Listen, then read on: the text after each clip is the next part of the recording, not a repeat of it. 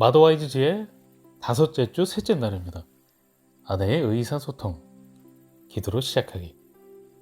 사람은 그 입의 대답으로 말미암아 기쁨을 얻나니 때에 맞는 말이 얼마나 아름다운고. 잠언 15장 23절. 주 예수님, 남편과 대화를 주고받는 동안 때에 맞는 적절한 응답을 하게 도와주세요. 저를 통해 남편과 아이들에게 말씀해 주세요.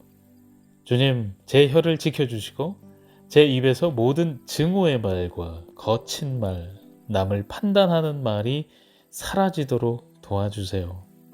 주님의 지혜로 제 입을 채워주시고 인애의 법을 제 혀에 입혀주세요.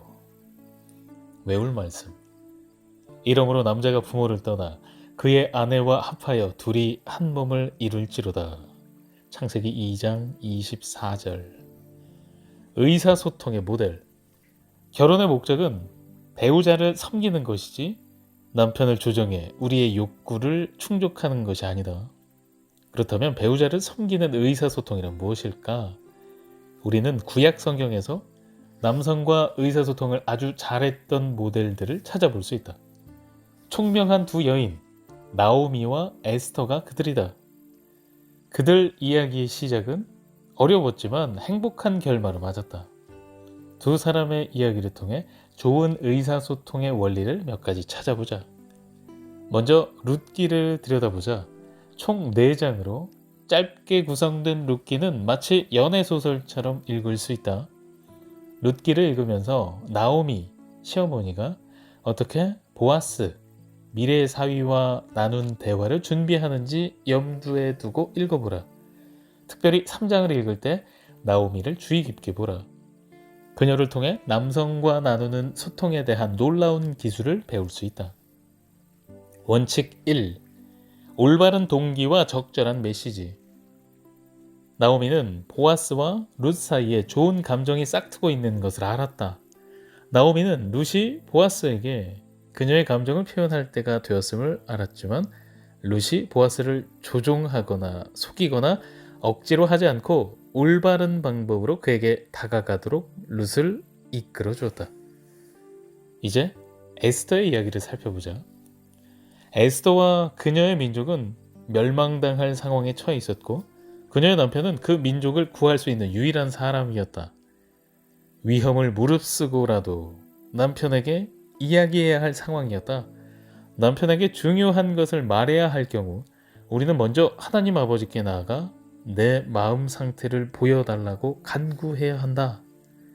우리의 생각과 의지와 감정은 이기심과 거짓으로 가득해 때때로 무엇이 옳고 그른지 분별하지 못한다. 잘못된 명분을 위해 싸울 때도 있다. 대화를 시작하기 전에 말하고 싶은 내용이 정말 전달할 가치가 있는 것인지 다시 확인해 보아야 한다. 나오미는 룻이 좋은 남편을 만나 안정된 가정을 꾸리기 원했다. 당시 홀로 된 여성들은 도움을 받을 길이 없었다. 재혼해서 남편이 부양해주지 않는 이상 거지나 마찬가지였다. 에스더의 경우 말살될 위기에 처한 민족을 구하기 위해 남편과 효과적인 의사소통을 해야 했다. 원칙 2.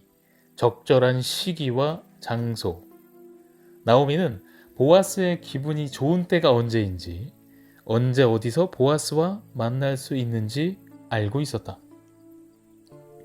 에스더는 남편이 언제 신하들과 만날 약속이 있는지, 언제 자신의 말을 들을 준비가 되어 있는지 알고 있었다. 그는 보통 미리 약속을 하지 않은 사람에게는 아련을 허락하지 않았지만 에스더는 이 시간이 남편에게 이야기할 수 있는 가장 좋은 기회라는 것을 알았다. 남편이 퇴근해 막 집에 들어섰다면 복잡한 문제로 그를 공격하지 마라. 그가 직장일로 바쁠 시간에 사무실로 전화하지 마라. 남편이 당신 말에 온전히 집중하며 이야기할 수 있는 시간을 찾으라. 남편에게 이야기를 꺼내기 전에 밥부터 먹이라.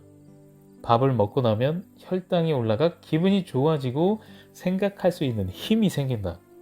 밥을 차려주는 것이 별일 아닌 것 같지만 대화의 질에 엄청난 차이를 가져올 수 있다. 나오미는 지혜로운 여인이었다. 룻에게 보아스를 보러 가기 전에 목욕을 하고 기름을 바르며 옷을 차려입도록 했다. 남자는 모든 감각을 통해 여자를 느낀다. 옷을 잘 차려입고 머리와 얼굴을 단장한다면 남편이 곧 알아차릴 것이다. 최근 한 청년이 향수가 자신에게 주는 효과에 대해 이야기했다. 그는 여성이 지나가고 난 후 남아있는 은은한 향수 냄새를 저는 가장 좋아해요 라고 말했다. 후각이 남자들에게 영향을 미친다는 것을 알고 있었는가? 우리의 몸을 상대방을 조종하는 수단으로 이용해서는 안 되지만 우리가 아는 상식을 활용할 필요는 있다. 대부분 남자는 외모를 가꾸지 않는 여자보다 잘 꾸민 여자에게 더 관심을 갖는 경향이 있다. 이것이 의미하는 바는 크다. 머리 손질이나 화장을 하지 않은 채 회의에 들어가는 여성은 아마 없을 것이다. 아무도 당신의 발표에 귀 기울이지 않을 것을 알기 때문이다. 그런데 왜 당신 남편은 예외일 거라고 생각하는가? 원칙 4. 적절한 관심 유도. 나는 룻의 이야기에서 이 부분을 좋아한다. 룻은 보아스가 있는 곳에 몰래 들어가 그의 관심을 끌기 위해 매우 지혜로운 행동을 했다. 대단한 일도 아니었지만 효과가 있었다. 그녀는 보아스의 발치 이불을 들쳤다. 이 단순한 행동으로 두 가지 일이 이루어졌다. 그것은 보아스의 호기심을 불러일으킨 동시에 상징적으로는 그와 대화가 시작되었다는 것을 의미했다. 룻은 보아스의 이름, 즉 그의 보호와 공급으로 자신을 덮어주길 바란다는 것을 알리기 위해 그의 앞으로 나아갔다. 그녀는 자신의 의사를 분명하게 전달하기 위해 그의 이불을 들쳤다. 에스더는 왕 후의 예복을 차려입고 얼굴을 단장한 후 화려한 모습으로 왕에게 나아갔다. 그녀는 남편의 일을 방해하지 않았지만 그의 호기심을 불러일으킨 것이 분명했다. 왕은 그녀와 대화하기를 원했다. 드디어 기회가 온 것이다. 에스더의 태도를 주목해보라. 그녀는 왕의 신하들과 호위병 앞에서 자신의 비통한 마음을 전혀 드러내지 않았다. 대신 두 사람만이 대화할 수 있는 상황을 마련했다. 참으로 지혜로운 여인이다. 에스더는 남편을 잔치에 초대했다. 그리고 저녁 식사 자리에서 무엇을 원하는지 묻는 남편의 질문에 대답 대신 다시 잔치에 와달라고 부탁했다. 에스더는 남편의 관심을 계속 유지하는 법을 알고 있었다. 남편의 적절한 관심을 유도하며 기다리는 것이 나에게는 가장 어려운 일이다. 나는 직선적이고 단순 명쾌하게 말하는 사람이다. 한 번에 모든 패를 다 보여주고 문제를 솔직하게 드러낸 후 내가 생각하는 해결책을 이야기한다. 문제가 해결될 때까지 이야기하고 또 이야기하려고 든다. 내가 아는 남자들 대부분은 그런 식으로 문제를 반복해서 말하는 것을 참지 못한다. 남편과 중요한 일을 상의해야 할 때 그가 지금 대화에 집중할 수 있는 상황인지를 먼저 확인해야 한다. 그의 상태를 민감하게 살피며 기다렸다가 적절한 시간과 장소에서 우리가 생각하는 것을 짧고 분명하게 이야기해야 한다. 일단 이야기를 하고 난 후에는 잠잠히 그의 결정을 기다려야 한다. 남편과 상의해야 할 중요한 문제가 있는가? 오늘 배운 내용 가운데 남편과 더 효과적으로 대화하는 데 도움이 되는 것은 무엇인가? 기도로 마치기. 주님, 에스더처럼 자신의 생각을 품위 있게 전달하며 남편과 대화할 수 있는 방법을 가르쳐 주세요. 주님, 저에게 지혜를 주세요. 예수님의 이름으로 기도합니다. 아멘. 좋은 어머니 팁. 작가이자 가정상담가인 게리 스몰리는 아내들이 남편과 소통하기 위해서는 창의적으로 다가가야 한다고 말한다. 예를 들어 남편의 비난이 자신에게 얼마나 상처가 되는지 표현하고 싶다면 남편과 대화할 때 깃털 하나와 돌덩이 하나를 준비하라고 말한다. 남편은 아내에게 깃털을 던졌다고 생각하겠지만 아내는 남편이 던진 무거운 바위에 깔려 산산이 부서진 것처럼 느껴졌다는 뜻을 전달하는 것이다.